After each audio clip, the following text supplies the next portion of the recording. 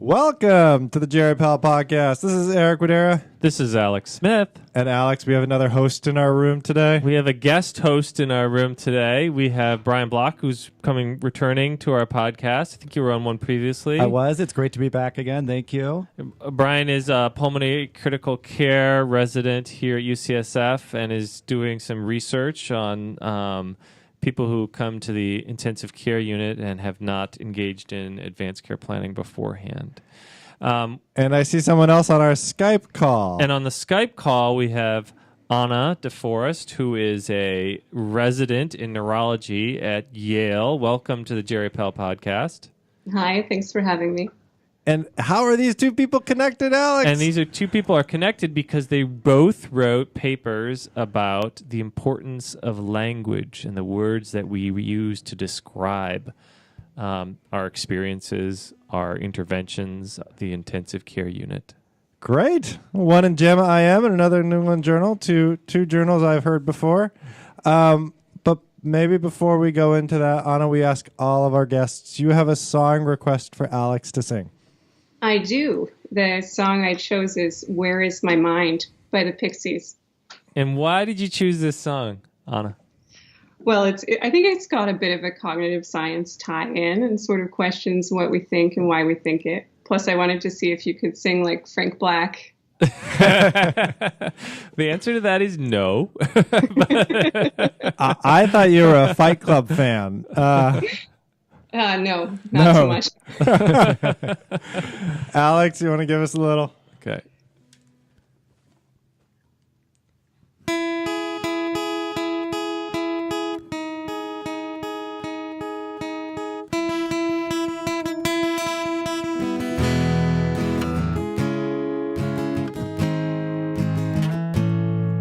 With your feet in the air and your head on the ground,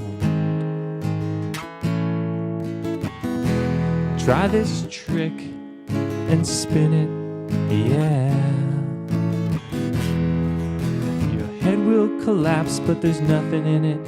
And you ask yourself, where is my mind? Where is my mind? Where is my mind? Way out in the water, see it spinning.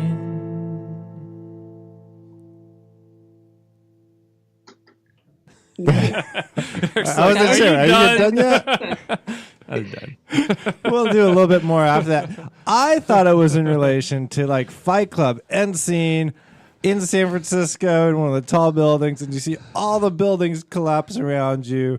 And like Brian's article about like collapsing the structure of like the ICU name. Can't say that's what I was going for. No. You wrote a lot into that. This is about your soap making business. Another Fight Club reference. Nobody's a Fight Club fan here. Sorry. What is the phrase? No. What happens in GeriPal stays in GeriPal. Wait, that's a different one. That's Vegas. What's the first rule of Fight Club? Yeah, the first rule of Fight Club. Of GeriPal. The first rule of GeriPal is Don't talk about GeriPal. That was it. I was close. don't talk about That would be a GeriPal. horrendous motto for a podcast. That's right. Pretty bad. Yeah, pretty bad. No one would ever listen to us. So Anna, tell us about your paper in the New England Journal. What you wrote about your motivation in the paper for writing about this, but maybe give our readers a sense of what spurred you to write about this. Sure. So I was writing about the phrase withdraw of care. I don't remember the first time I heard that phrase, and I don't remember the first time I said it, but I really clearly remember the first time someone told me not to say it. I was a medical student at Columbia.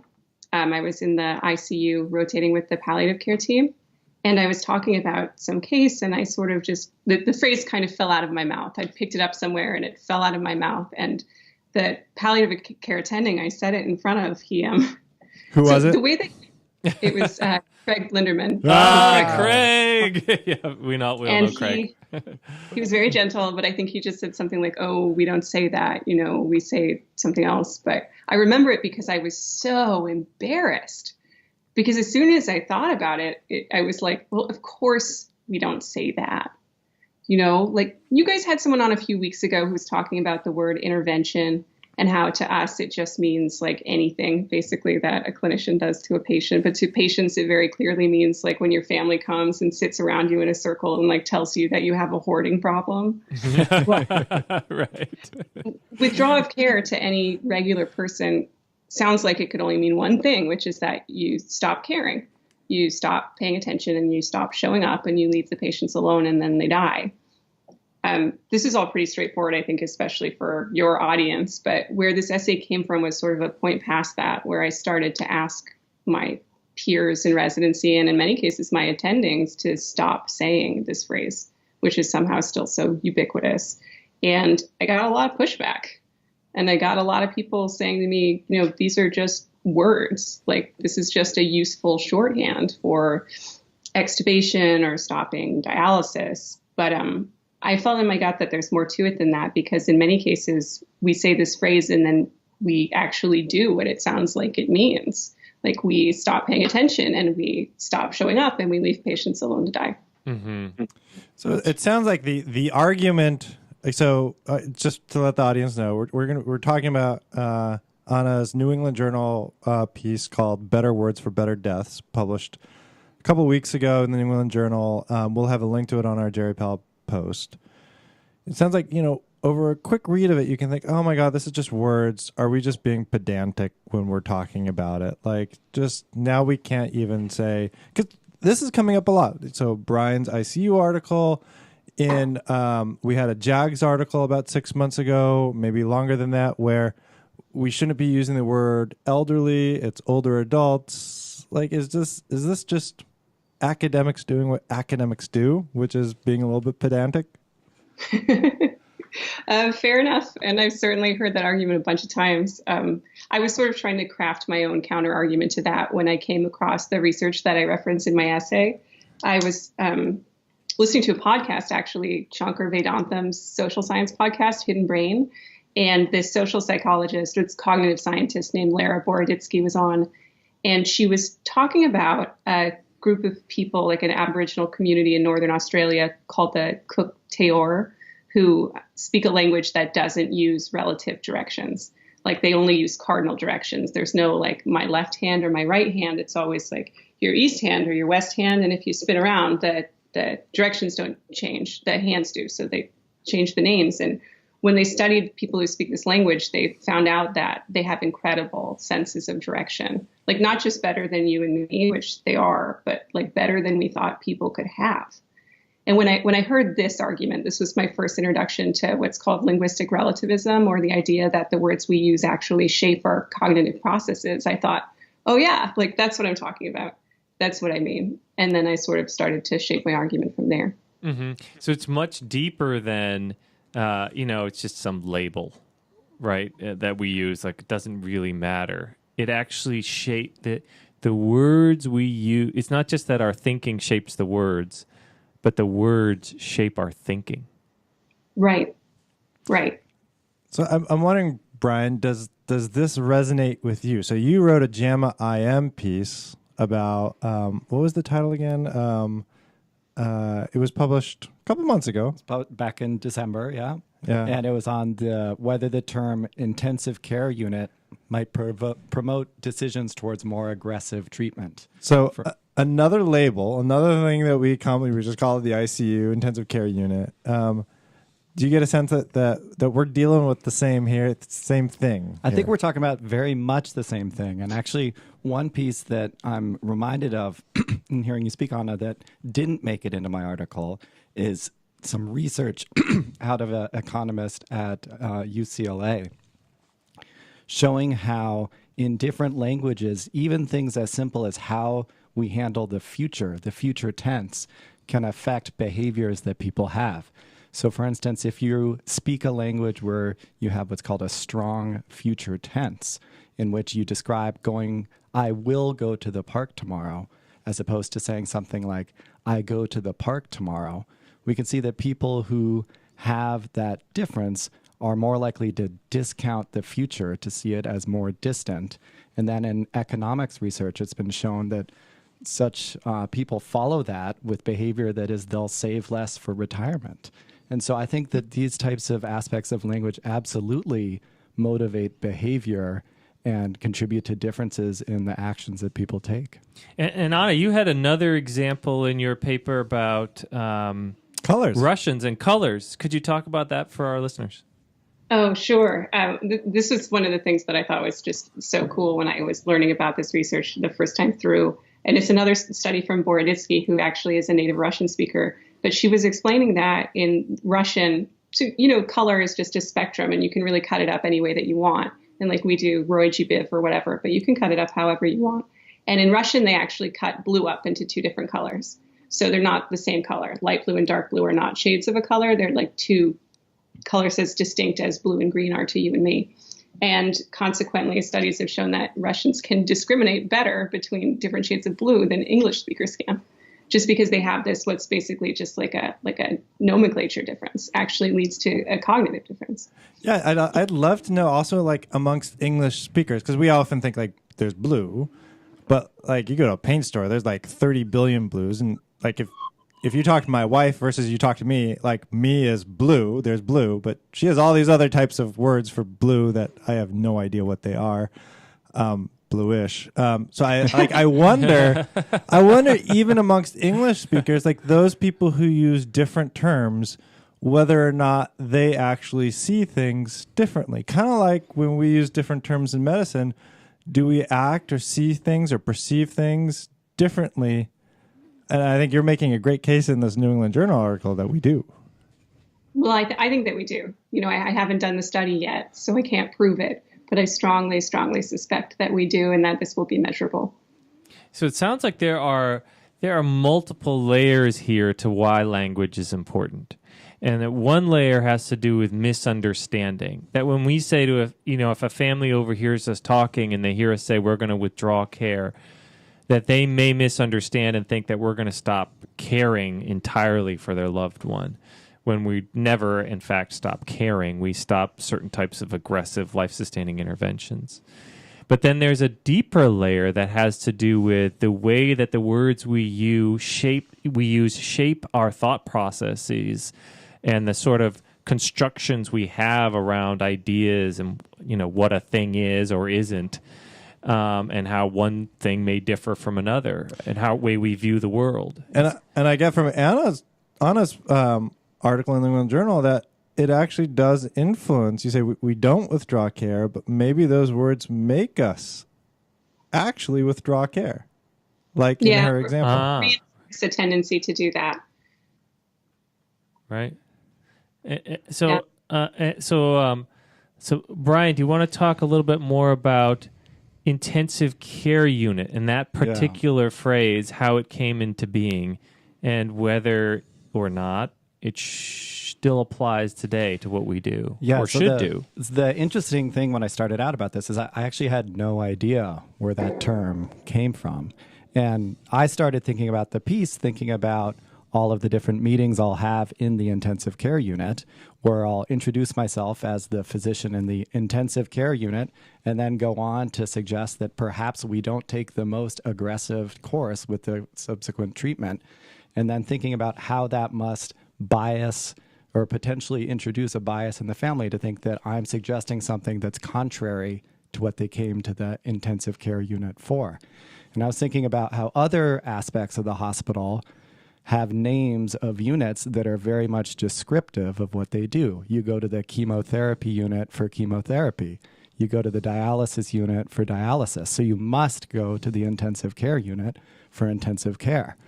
So then I guess the question is, what is intensive care? So it turns out, having gone to the lower level of the UCSF library, where they actually still have books, and you have to crank the bookshelves to get them to move with warning signs not to pinch yourself in between them. Turns out that this term emerged in the 1950s or so, when there was a move away from the old form of organizing how people would be arranged in the hospital, which was largely based on their ability to pay. So the recognition was that different people had different needs, different levels of support that they might need during their illness. And so there was a reorganization called the Progressive Patient Care Movement. And under this, they developed terms like intensive care, intermediate care, convalescent care as ways of organizing patients around the resources they were likely to need. And so it was very much a nursing term at the beginning, which was who needed to have the most access to nursing staff, people at the bedside. And actually, if you look at the original publications about intensive care units, first of all, they weren't called intensive care units in the first couple of publications. They were called special care units. And then those first publications were largely focused on drawings, diagrams of how these intensive care units should be constructed architecturally so that you would have the resources next to the people that need them. So that's where the term comes from. But then in thinking about the piece as I put it together... Wait, before we move off where the term comes from, could you talk about the med students doing the... The med students bagging hundreds of people on a volunteer basis? It's just such a great part of the story. So in what might today be called mistreatment of medical students, they conscripted hundreds of medical students. Really, so there was a horrible polio epidemic going on in Copenhagen in 1953. And so at this time, polio led to death in 80% of patients because they would have respiratory failure from muscle weakness. And it was actually during that epidemic that what is largely considered the first intensive care unit was created in Copenhagen. They were getting 50 patients a day with paralytic polio and an 80% mortality rate. And these were kids, so losing decades of life. Yeah. And what they devised was this is where they first came up with modes of positive pressure ventilation as opposed to the iron lung or other things that used to be used in the past. As well as tracheostomy so that you could put in breathing tubes. But they needed to have a way of delivering positive pressure ventilation when they didn't have ventilators. So they had literally hundreds of students volunteering in shifts around the clock providing mechanical ventilation. And if you look back at the original ports, you could see that they didn't have blood gases for everyone, but they tried doing different things like telling people to breathe more or less frequently for the patients. And they were seeing differences in the treatments. But what they found was they cut mortality by half to 40%. Yeah. So ICUs did make a difference then. For that population, they 100% did. Absolutely did make a difference. And then, I'm sorry, I interrupted you. You were going to talk about today. And where are we today? And what are intensive care units organized around today? Is it still around nursing staffing, and what term might be most appropriate? Yeah. So first of all, obviously the patients are different. You know, this was a special care unit for patients with polio in 1953. There were, by 1960, just a handful of them in the U.S., and then hundreds. And then if you look over the last decade, there's state-to-state variability, but the number of intensive care unit beds is increasing dramatically in the United States. And we're filling them not with people with polio, we're filling them with a very different population, often with chronic diseases, more life-limiting diagnosis, people where it's hard to imagine a 50% absolute mortality reduction with decades of life gained. And I think if I remember it right, from a population-based level, one of the strongest risk factors for being admitted to the ICU is being in a location with ICU beds. Right. Yes, you're exactly right. Yeah. If you build it, they will come. They will come. And in terms of ICU triage decision-making, one of the best predictor in a paper last fall was, are there beds available? That's what determines, are people going to the ICU and how many beds are available. And so the term has changed too, not only how we're using them, but intensive over time became less about the attentiveness of care and more about the types of treatment modalities being deployed and a goal of life extension. And so by the 70s, 80s, when you read the introductions to introductory critical care textbooks, as I'm sure everyone does, you'll see that they're referring to it as synonymous with life extension. And I don't think that's how everyone sees it today, but that's been how the term has shifted. Yeah, I mean, I can just think back to my history as a physician. Like there have been plenty of times where people don't get admitted to the ICU. They may need intensive care, but they're DNR, DNI. So there's always like this battle of, do they really need the ICU? And they may need intensive care. That doesn't have to be delivered in the ICU, but the staffing is definitely much higher there. Yeah, and I think that's a related issue of conflating, code status with goals and what type of treatments are appropriate for people. And there's research 10, 15 years ago on the umbrella term that people ascribe to that. Yeah. I mean, just when Anna was talking, it made me think like withdrawal of care. Now they're like, he's DNR, or like even just labeling somebody as DNR, like that's just an intervention or not doing a particular intervention, but it carries with it all these labels and potentially influences how we care for someone. All right. Sorry for my interruption now. Yes. So what's a better term, and what are the harms of using the term intensive care unit? Yes, I think the potential harm, to start with that, is that it communicates a expectation, almost a default, that we're going to advise a system of care that focuses on life extension as the default. So anything that deviates from that is abnormal. And I think that is not helpful for all patients. It is helpful for a lot of people. There are people who we certainly help. There are people that benefit from a default approach to care that is on the intervention and aggressive side. But there are times when people do not need that, when that is low value care, when it's not goal concordant. And by setting that up as the expectation, you risk this harm that people think they're having to turn away from what is the recommended therapy. And I think that's the major harm. There's also an interesting, I was remembering recently for another reason, this Arthur Kleinman article from the 1970s on explanatory models of illness. And he talks in that article about kind of the disease-focused versus illness-focused ways that people will put things together. And I think that a lot of things we do in the ICU, from this intervention focus to something that, Anna, you mentioned as well in your article about how we round in an organ system-based manner. This is very disease-focused. It's not patient experience or illness-focused. And so I think that a term that could flip the table back towards focusing on the patient as a person and rather than on the intervention would be something like critical illness unit, which shifts the focus from the intervention that's being delivered back to the problem that the person has. Mm-hmm. It's interesting reflecting, Anna and Brian, on the terms that you find potentially problematic. Both have the word care.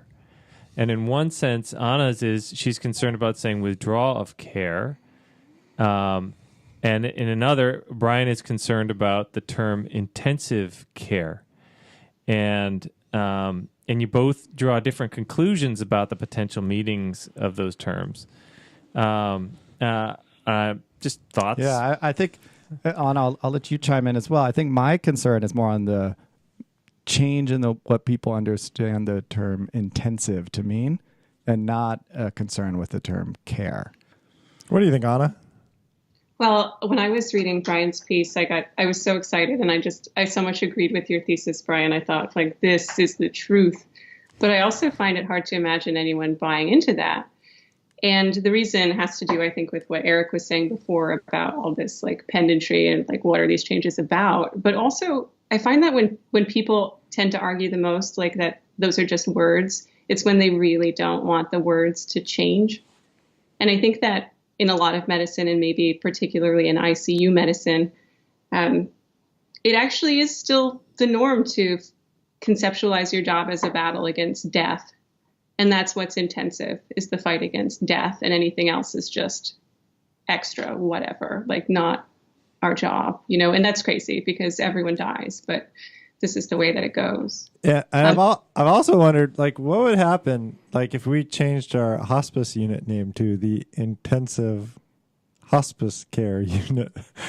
I think the label care does matter. Is that we provide intensive care. I think we provide more intensive care in our hospice unit around care than sometimes other places provide more specialized, or I don't know, I'd say more specialized, different care settings. Yeah, so that's actually a great point, and it's something that I tried to bring into my piece as well, which is that ICUs are not the only place that are potentially disserved by their name, right? There's all sorts of things that come along with the terms hospice, palliative care. People think that you're de-emphasizing every other type of treatment and just focusing on making someone comfortable. You're not giving comprehensive care, which is not what you're trying to communicate.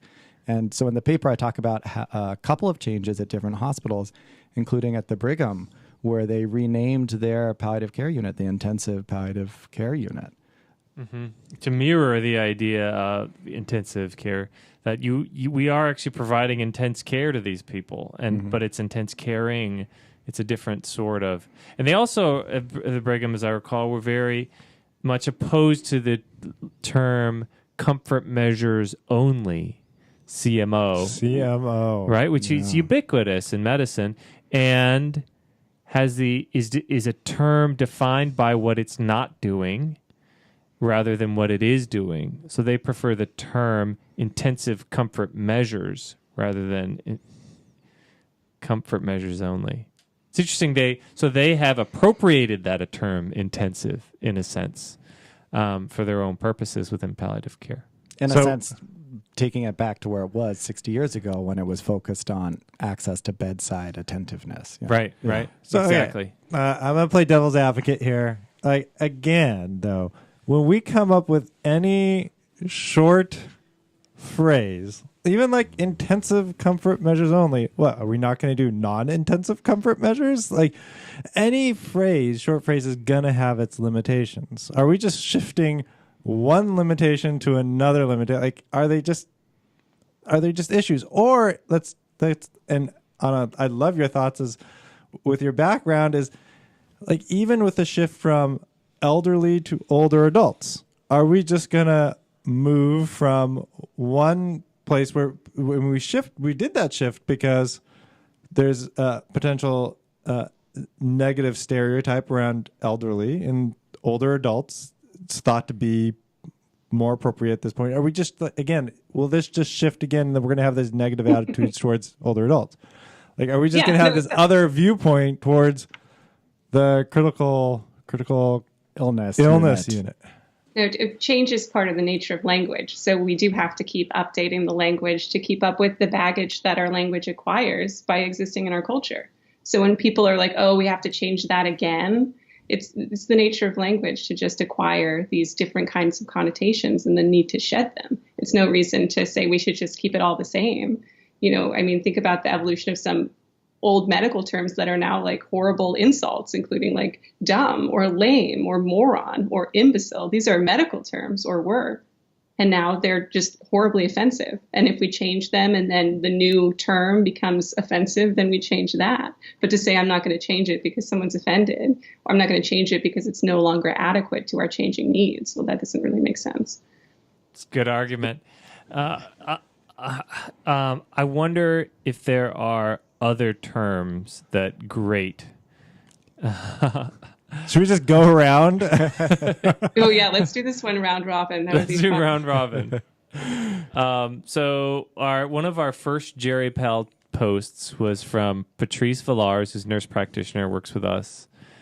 And it was about a rant on the term terminal. Yeah, she hates the term terminal. Hates the term terminal. Yeah. Like terminal illness. It's just so, what is it? Do you remember? I don't remember her exact argument, but.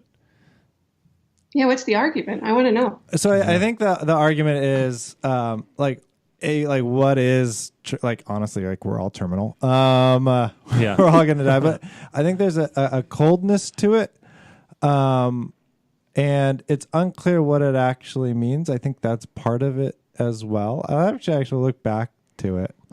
I think other things that come up to my head. Do everything we've talked about. It's been written about a lot. No, we're doing round robin. Okay. That's yours. I already used mine. What? We can go do multiple rounds. Multiple I'll rounds. let Anna go next. Yeah, I while think we could go around. Okay. I could certainly go around multiple times. What was I thinking? I really hate when they say the patient failed the therapy. Like that's a big one I really hate. That doesn't make any sense at all. Like the same research pool has studies about like agentive and non-agentive language, just like the passive or the active voice, basically. So like doctors, when we chart, everything we write is in this passive voice, like mistakes were made. And but the patients, when they take the medicines that we designed for them and they don't work, we say the patient failed the treatment. Yeah. So like we have all the power and we live in the passive voice, and then the patients are subject to this agentive language, which studies have shown increase the rate at which you blame the actor. So we the should things that probably occur. use they lost their battle against their disease instead.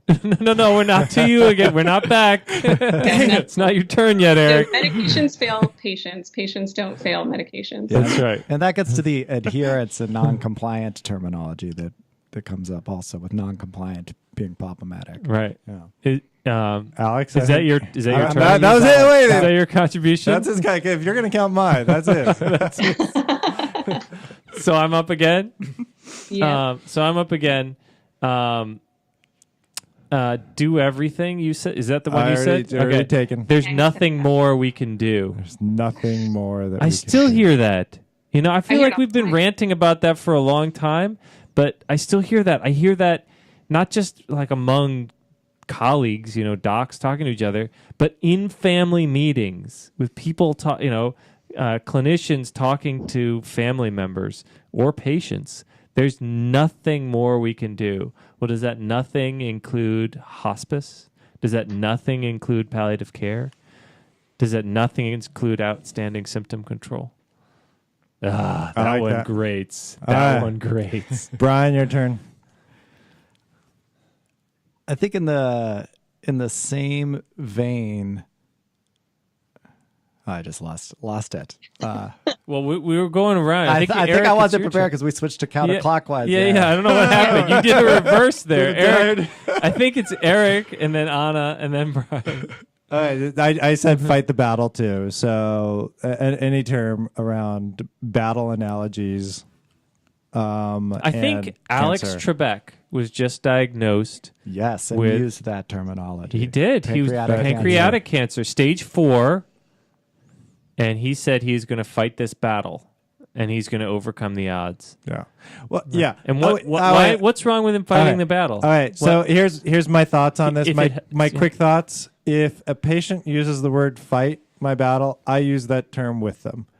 If I hear it from a healthcare provider or on an ad for a healthcare institution, I curse inside, sometimes outside, because it matters. Words matter. And you see it in healthcare ads all the time. Like, I won't mention any right now. I think we actually have a post on it, but I think it's okay if patients use it. I think if that's the terminology that they want to use, go for it. If not, it means that if the cancer gets worse and you get worse, that means you lost the battle. Mm-hmm. If you're going to fight it, and it just sets us up for future failure. Right. You just used one of my terms there. Failure? Provider. Provider. Oh, provider? Is that your next contribution? Provider and consumer. You prefer clinician? Clinician. What's Why? wrong with provider? It makes it overly transactional. You know, Uh-huh. this You know, is- people say that, but I always think provider is useful because it covers such a wide array of types of clinicians, even some like chaplains who wouldn't necessarily identify themselves as clinicians. I will say it is. They're providing something. It is convenient, and every time I write something and try not to say provider, it usually ends up using more words to circumvent it. Well, that's the thing with, I mean, I think that's the argument against all of this. It would require more words to make a more appropriate statement. Right? Like it always requires more words. The reason interns love comfort measures only, 3 words that you can, it's 3 letters that they can 3 write letters. down. Well, intensive comfort measures is the same length, right? Yeah, ICM. Yeah. Wait, no, Yeah, no, it's one extra word because you said intensive comfort measures only. No, I didn't say only. You said only before. No, intensive comfort measures. No only. The only is the problem. That's why we changed it. But but the reason that they like only, the reason they like that term is because it tells them also where the limits are. And intensive comfort measures only, I'm still waiting to hear. There's no only. And what? Only there's no only, but yeah. So there's a reason that there is, like, the system we have is perfectly built for it, like the results it gets, and people, like, there's a reason people use it because the shorthands help them. And the results we get in this system are not good enough, right. is what I would argue to that. Like, our shorthand supports our system and reinforces our system, and our system isn't good enough. Mm-hmm. That's what agreed. Yeah. Anna, you're up. Let nature take its course. Have you heard this one? Oh, yeah.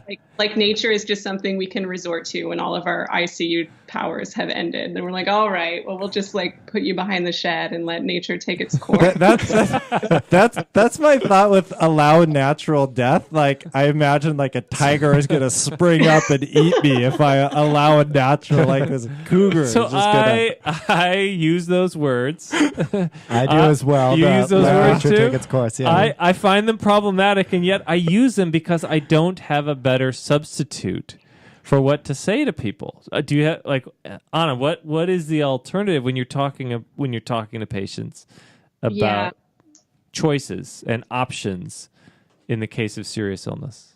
I actually, from the toolbox we have, prefer allow natural death. And lately as a neurology resident, I do a lot of like really bad, like code status discussions in the emergency room with stroke patients and with like intracranial hemorrhage patients, where the one thing I just want to make sure that they know is that when I'm talking about code, I'm talking about something that happens to them after they've already died, which in every case is kind of surprising to them. But my language is very imperfect and I need to work on it. But now I'm just sort of running through the fire as the worst. I think that's the really hard part about all of this. I think language is hard. It's tricky. Because I've heard people talk about this is what we do after you die. That also implies that we have the power over death. We can resurrect you from death. That's how amazing we are in medicine, is even after you die, we can attempt this thing and you will be resurrected. And I think that's the power with what we use, is that sometimes it's incredibly helpful, but we also have big blind spots sometimes of where it could actually damage our relationships or influence people's decisions in particular ways that we may not expect. That's the truth. Mm-hmm. It's good. Brian, you got another one? I'm not sure I'm up again. Oh, okay. I think I might be tapped out. All right, tapped out. All right, that's good. Maybe should we call it? Anna, you got anything else?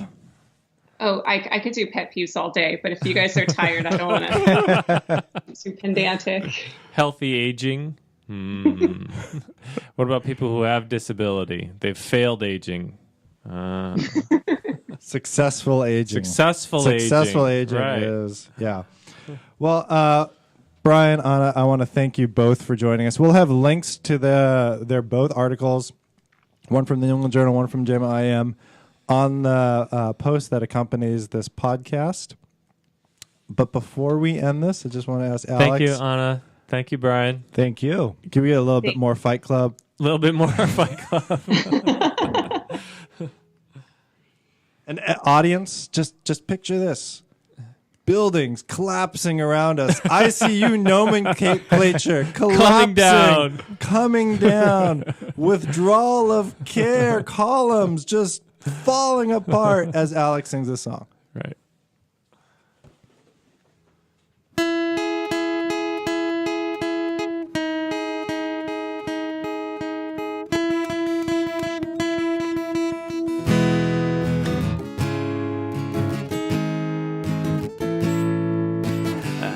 Swimming in the Caribbean, animals were hiding behind the rocks, except the little fish. And they told me, yeah, they talked to me. They said, where is my mind? Where is my mind? Where is my mind? Way out in the water, see it swimming.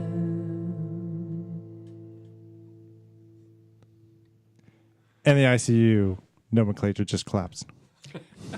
With that, I want to thank again Anna and Brian for joining us, all of our listeners for joining us today. As usual, if you have a second, please rate us on your favorite podcasting service. We'll see you next week, folks. Thanks. Bye.